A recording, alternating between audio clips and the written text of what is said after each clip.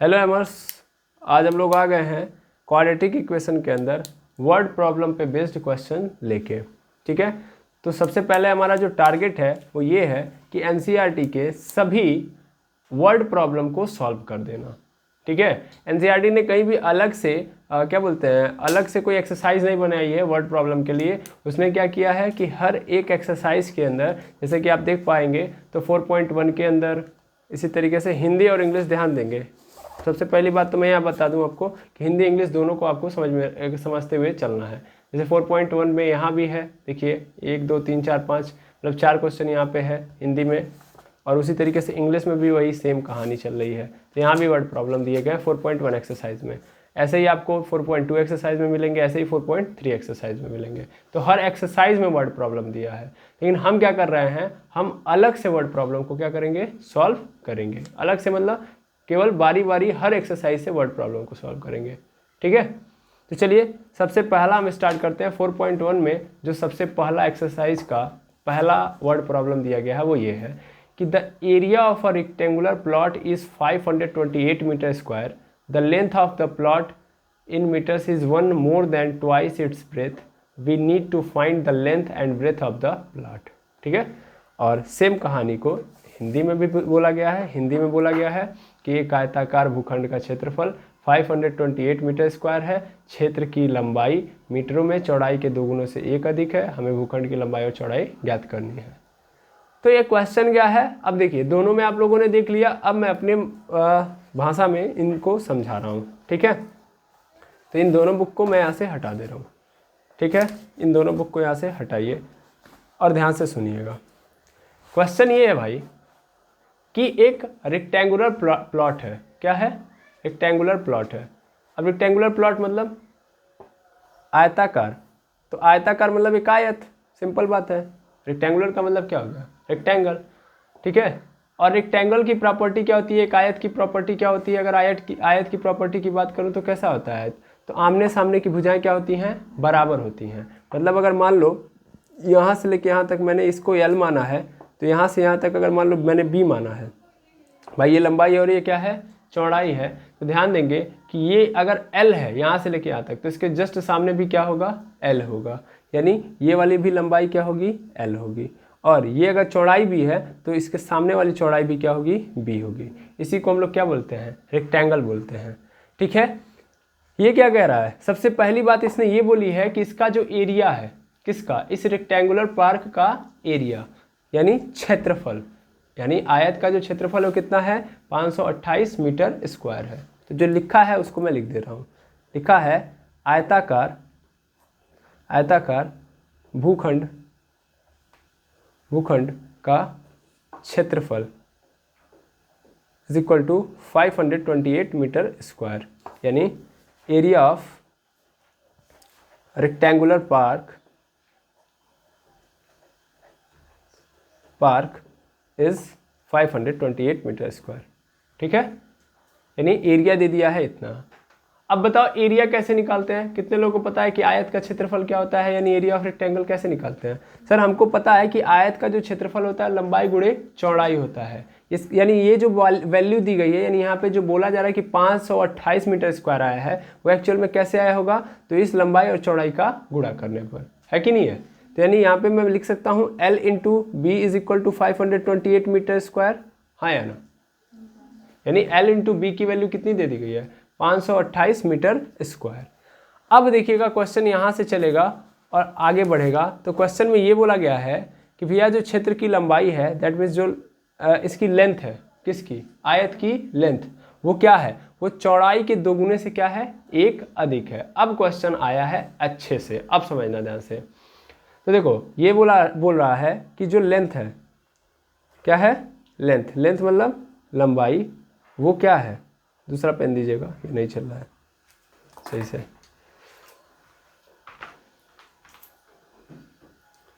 लंबाई जो है वो क्या है, चौड़ाई को क्या बोलते हैं, विड्थ बोलते हैं या ब्रेथ बोलते हैं, BREDTH, ब्रेथ यानी चौड़ाई। तो चौड़ाई के, ध्यान से देखिएगा, बोल रहा है कि चौड़ाई के 2 गुने से 2 गुना कर दो, यानी 2 से गुणा और उसमें फिर एक क्या कर दो, जोड़ दो। यही तो बोला गया है कि चौड़ाई के चौड़ाई के 2 गुने से 1 अधिक है, तो 1 अधिक भी लिख दिया। ठीक है, क्लियर है? थोड़ा सा जूम आउट करूँ, हाँ अब देखिएगा यहाँ पे। अब मैं आगे बढ़ूँ यहाँ से, तो मुझे क्या करना पड़ेगा, मुझे मानना पड़ेगा कि चौड़ाई क्या है। ध्यान से सुनिएगा जो मैं आपको कॉन्सेप्ट बता रहा हूँ। कभी भी किसी भी शब्द वाले प्रॉब्लम के अंदर हमको मानना पड़ता है किसी एक चीज़ को। जब 2 चीज़ें आएंगी, 2 राशियाँ आएंगी, 2 क्वांटिटीज़ आएंगी, तो एक क्वांटिटी को मानना पड़ेगा। हम लोगों ने ये पढ़ा है कि क्वांटिटी 2 तरीके की होती है, एक होती है डिपेंडेबल और एक होती है इनडिपेंडेबल। तो हमेशा आपको इनडिपेंडेबल को मानना है और डिपेंडेबल अपने आप मिल जाएगा। जैसे यहाँ पे लंबाई है और ये लंबाई किस पे निर्भर कर रही है, चौड़ाई पे। देखो कैसे कह रहा है कि लंबाई तभी निकाल सकते हो आप जब आप चौड़ाई का क्या कर दो, 2 गुना। चौड़ाई का क्या कर दो, 2 गुना, और उसमें एक क्या कर दो, जोड़ दो। तो भैया यहाँ पे सीधा सीधा दिख रहा है ना, पहले चौड़ाई निकालोगे तभी लंबाई निकलेगी, तो इसलिए मुझे चौड़ाई क्या करनी पड़ेगी, माननी पड़ेगी। तो मैं यहाँ से मानूंगा, माना आयताकार भूखंड की चौड़ाई कितनी है, x मीटर है। कितना है, x मीटर। लेट एज्यूम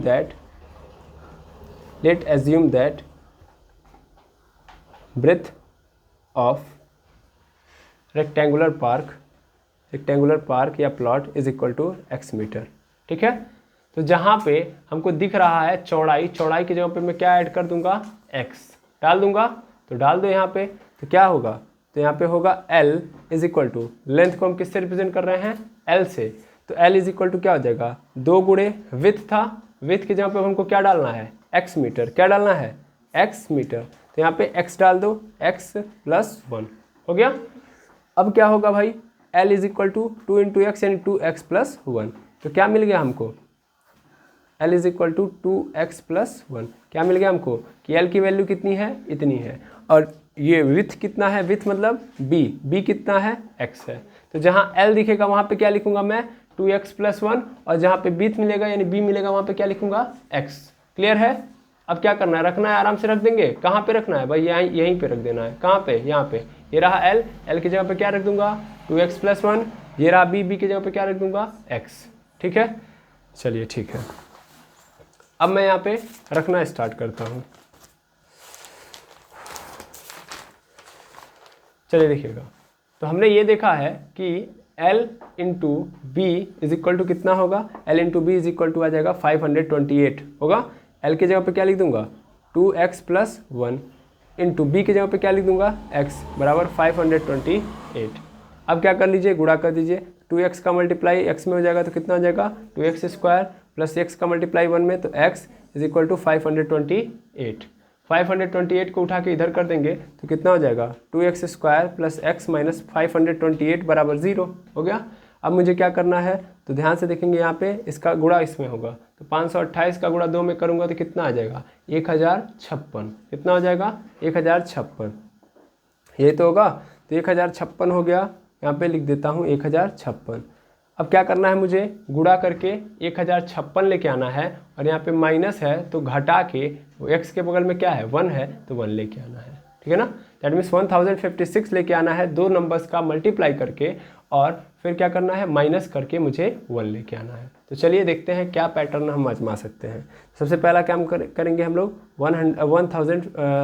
1056 को हम लोग क्या करेंगे, फैक्टराइज करेंगे। 2 से करेंगे तो 2 × 5 = 10, फिर यहाँ पे क्या हो जाएगा, 2 दूना 4, 2 8 16, फिर 2 से करूँगा 2 दूना 4 और 2 छक्के 12, 2 चौके 8, फिर 2 से करूँगा 2 1 कम 2, 2 3 6, 2 दूना 4, फिर 2 से करूँगा 2 छक्के 12 और फिर 2 छक्के 12, फिर 2 से करूँगा 33। ठीक है, फिर यहाँ पे आऊँगा, फिर कितनी बार में जाएगा ये, 3 बार में, 3 से 11 और फिर 11 से 1। ऐसे कैलकुलेशन करके छोड़ नहीं देते, एक बार ट्राई कर लिया जाता है कि सही हुआ है कि नहीं हुआ। तो 2 से किया तो 1056 आया है, सॉरी किया तो 528, फिर 2 से किया 264, फिर 2 से किया तो 2 1 कम 2, 2 3 6, 2 दूना 4, फिर 2 से किया तो 2 छक्के 12, 2 छक्के 12, फिर सही है ना। अब मुझे क्या करना है, चेक करना है कि कौन से ऐसे पेयर बन रहे हैं जिनका गुणा कर रहा हूँ तो 1056 आ जा रहा है और घटाने पे 1। चलिए देखते हैं हम लोग। 2 दूना 4, दूना 8, दूना 16, 16 दूना 32, और ये देखिए 11 3 33, यानी इधर हो जा रहा है 32 और इधर हो जा रहा है 33।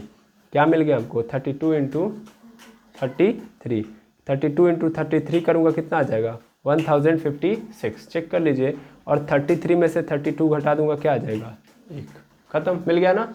बस उठा के यहाँ पे पुट कर दो, काम खत्म। तो यहाँ पे क्या हो जाएगा? 2x² प्लस x के जगह पे क्या लिख दूंगा? 33 माइनस 32, बाहर x माइनस 528 बराबर 0 हो गया। यहाँ से 2x² ऐसे रहेगा plus 33x minus 32x minus इसके जगह पे लिख दो 33 इंटू 32 इज इक्वल टू 0 हो गया। एक जोड़ा यहाँ बन गया, एक जोड़ा यहाँ बन गया। अब क्या करूँगा? अब यहाँ से x क्या कर लूँगा? कॉमन कर लूँगा। तो अंदर क्या बच जाएगा? 2x प्लस 33 हो जाएगा। 2x plus 33। यहाँ पे क्या होगा? माइनस 32 कॉमन कर लूँगा तो क्या हो जाएगा? x प्लस एक सेकेंड, यहाँ पे 2x² प्लस 33, यहाँ पे ये ऐसे नहीं रहेगा। एक्चुअल में ये 1056 के जगह पे होगा, ये 528 है तो इसको ऐसे ही रहने देंगे, ठीक है। अब मैं अगर इसको सॉल्व करूँगा तो एक्चुअल में क्या होगा? एक्चुअल में होगा यहाँ पे, ध्यान से देखना, ये 32 है तो यहाँ से 16 बाहर आएगा। कितना बाहर आ जाएगा? 16। दोनों में कॉमन क्या मिलेगा? 16। तो यहाँ पे हो जाएगा 2 और यहाँ पे हो जाएगा अपने पास 33। देख लो कैसे, जो मैं बात बोल रहा हूँ इसको समझना, क्योंकि 1056 है कब? जब मैं 32 का गुणा 33 में कर रहा हूँ। जब मैं 16 का गुणा 33 में कर दूंगा तो वो मुझे कितना मिलेगा? 528। देख लो यहाँ से, ठीक है ना। देखो 11 तिया 33 हुआ है और इधर देखो 2 दूना 4 दूना 8 दूना 16, ऊपर से कितना हो रहा है? 16 और नीचे 33। तो 16 का गुणा 33 में कर दूंगा तो 528। तो 528 के जगह पे मैं क्या लिख सकता हूँ? 16 गुणे 33। तो इसलिए यहाँ पे क्या ना कॉमन निकल के आएगा? 16। अब देखो दोनों ब्रैकेट में सेम आ रहे हैं। 2x plus 3 is equal to क्या ले लूँगा? 0। तो 2x प्लस 3 क्या कर लिया? 2x प्लस 33 कॉमन कर लिया। अंदर क्या बचा? x माइनस 16 और इज इक्वल टू 0 हो गया। अब क्या करो? फटाफट एक एक करके सॉल्व कर लो। यानी 2x प्लस 33 x माइनस 16, तो पहले इसको लेंगे, तो इसको लेंगे तो सीधा सीधा क्या नज़र आ रहा है? यहाँ से हमको भिन्न में आंसर आएगा। क्या किस में आएगा? भिन्न में। और भिन्न में हम आंसर नहीं ले सकते। क्यों नहीं ले सकते? पहला कारण तो ये है, जैसे देखो 2x प्लस 33 है बराबर 0 ले लिया, 33 को उधर कर दो तो 2x इज इक्वल टू क्या आ जाएगा? 33 माइनस में हो जाएगा और इस 2 को भी इधर भेज दो तो कितना हो जाएगा? -33/2। और एक बात बताओ, कोई भी लंबाई माइनस में हो सकती है? लंबाई माइनस में नहीं होती है, दूरी माइनस में नहीं होती है। यानी ये आंसर क्या है? गलत है।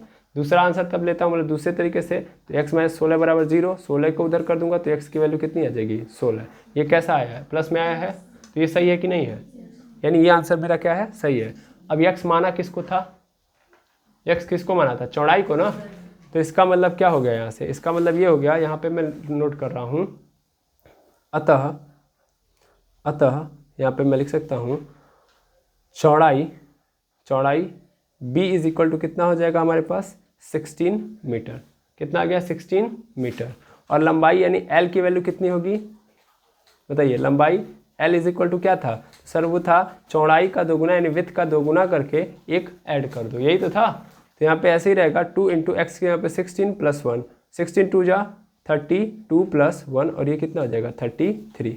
तो 33 मीटर क्या हो गया? ये लंबाई। तो लंबाई कितना है? यहाँ से लिख दो डायरेक्ट, लंबाई कितना है? 33 मीटर और चौड़ाई कितना है? तो आपके पास है 16 मीटर। तभी इनका गुणा करोगे यानी इनका एरिया निकालोगे ऐसे आयताकार प्लॉट का तो कितना आ जाएगा? 528 मीटर स्क्वायर। क्लियर है? तो आई होप ये वाला क्वेश्चन आपको समझ में आ गया होगा। ठीक है, अब चलते हैं हम लोग नेक्स्ट क्वेश्चन पे। चलिए देखिए, ये क्वेश्चन है हमारे पास 4.1 का एक्सरसाइज का दूसरा question. The product of 2 consecutive positive integer is 306. We need to find the integers. कह रहा है कि 2 consecutive पॉजिटिव इंटीजर्स 306 है। तो हमें ये बताइए कि वो दोनों कौन है। मतलब हम 2 ऐसे consecutive इंटीजर्स ले रहे हैं जिनको हम गुणा कर रहे हैं, तो आंसर क्या आ रहा है? 306।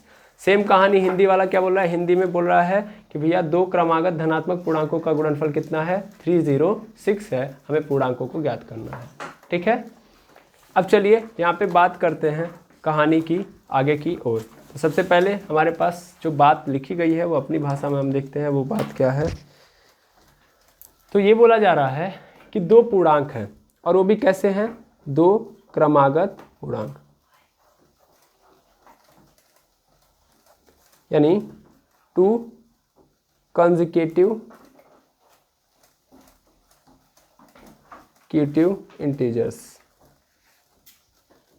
जानते हैं हेलो, वो जैसे जहाँ से वो रोशनी आ रही है, लाइट आ रही है ना, उसके बीच में आप इंटरप्ट कर रही हैं ऐसे ऐसे जब कर रही हैं, तो यहाँ पे देखेंगे तो ऐसे ऐसे करने पे वो क्या आ रहा है, लाइट रुक जा रही है, समझ रही हैं।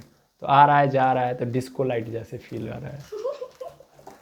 तो इंटीजर्स यहाँ पे है, ठीक है भैया। देखिए आप लोग कि दो कंसेक्यूटिव इंटीजर्स है। तो कंसेक्यूटिव का मतलब क्या होता है कि लगातार आने वाले, है ना, क्या आने वाले, लगातार। अब मैंने आपको सिखाया है कि कंसेक्यूटिव या लगातार आने का मतलब क्या है।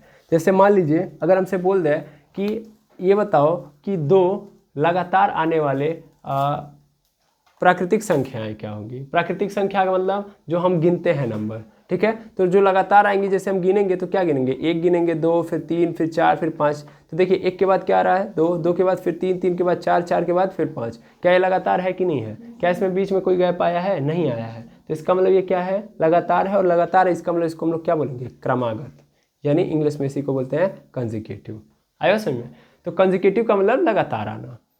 अब आपको ये भी पता होगा कि पूर्णांक क्या होता है। तो पूर्णांक मतलब क्या होता है कि कोई भी नंबर है वो पॉजिटिव भी हो और निगेटिव भी हो, पॉजिटिव भी हो और निगेटिव भी हो, तो उसको ही हम लोग क्या बोलते हैं, इंटीजर्स, ठीक है ना, यानी प्लस में भी हो और माइनस में भी।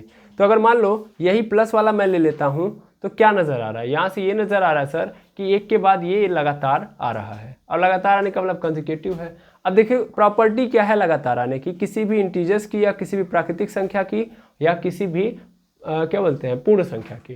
तो ध्यान देंगे कभी भी हमको तीन नंबर हमेशा, नेचुरल नंबर, फिर होल नंबर और फिर इंटीजर्स, कभी भी बोले कंसेक्यूटिव है तो इन सब की प्रॉपर्टी सेम होती है।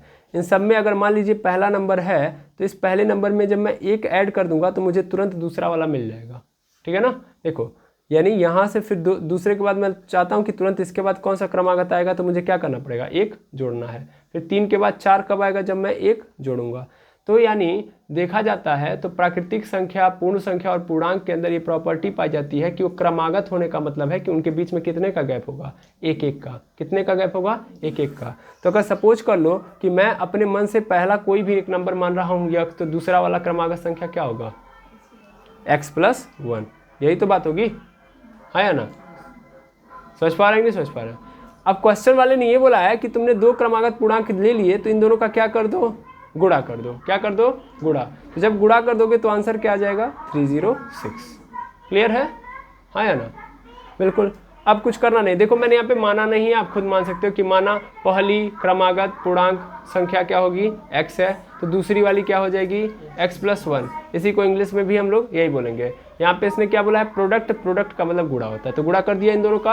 अब चलो सॉल्व करते हैं। x का गुणा x में होगा, x², x का गुणा 1 में होगा, x = 306 हो गया।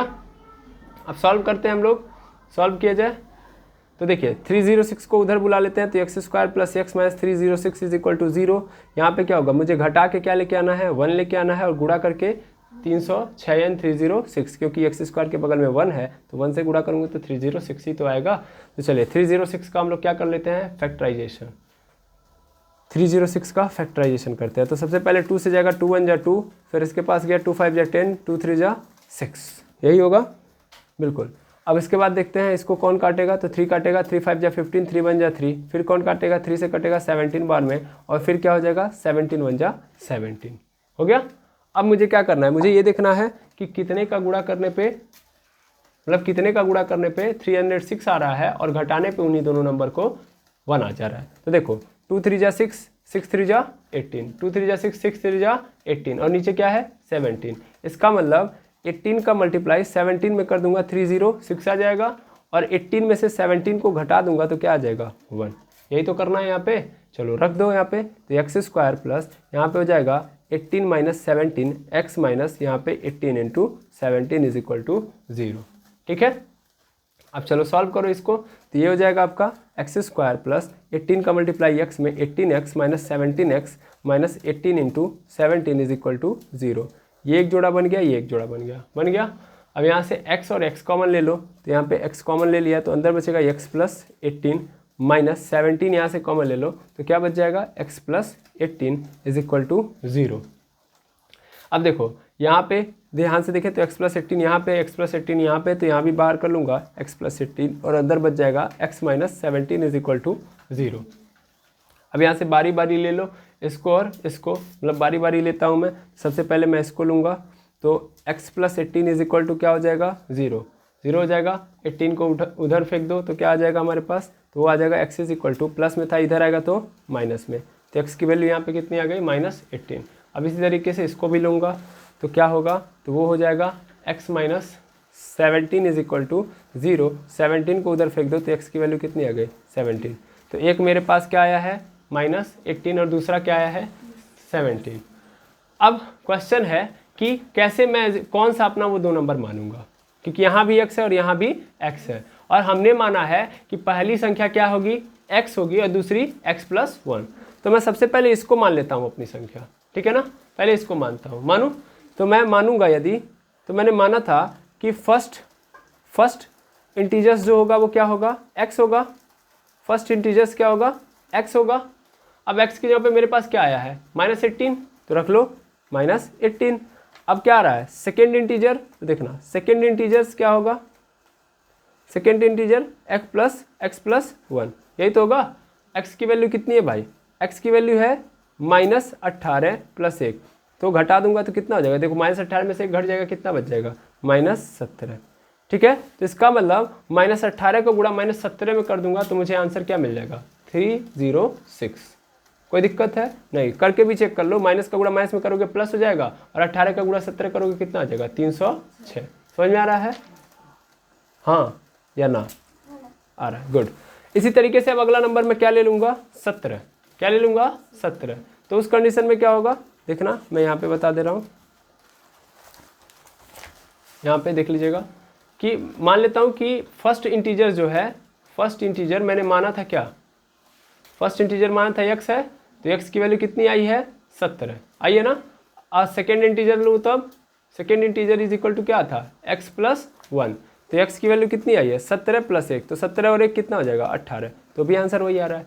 ध्यान से देखो 17 और 18 तो आ रहा है, यहाँ भी ध्यान से देखो -17 गुणे -18 करूँ तो भी कितना आएगा 306 आएगा, और +17 गुणे +18 करूँ तो भी कितना आएगा 306, क्योंकि देखो माइनस का गुणा माइनस में करूँगा फिर से प्लस ही तो होगा, हाँ या ना।